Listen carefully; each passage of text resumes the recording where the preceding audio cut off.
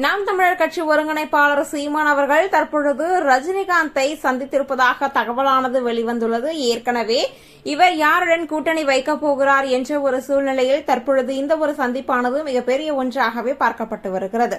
அது மட்டுமல்லாது ஏற்கனவே ரஜினிகாந்த் தான் அரசியல் கட்சியை தொடங்கவிருப்பதாக கூறப்பட்ட நிலையில் அது அவருக்கு பின்னடைவை ஏற்படுத்தியது என்றே கூறலாம். அது மட்டுமல்லாது அப்பொழுது நாம் தமிழர் கட்சி ஒருங்கிணைப்பாளர் சீமான் அவர்கள் ரஜினியை விமர்சித்ததும் குறிப்பிடத்தக்கது. இந்த ஒரு நிலையில்தான் ரஜினிகாந்தை அவரது இல்லத்திற்கு நேரில் சென்று நாம் தமிழர் கட்சி ஒருங்கிணைப்பாளர் சீமான் தற்பொழுது சந்தித்துள்ளார். இந்த ஒரு சந்திப்பின் பொழுது தற்பொழுது அரசியல் சூழல் குறித்து இருவரும் நீண்ட நேரம் விவாதித்ததாகவும் தகவல் வெளிவந்து கொண்டிருக்கிறது.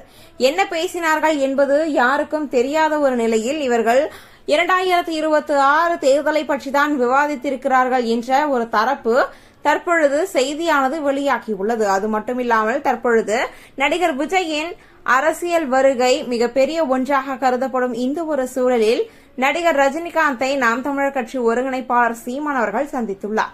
இந்த ஒரு சந்திப்பு எதற்காக என்பது மிகப்பெரிய கேள்வியாகவே இருந்து வருகிறது.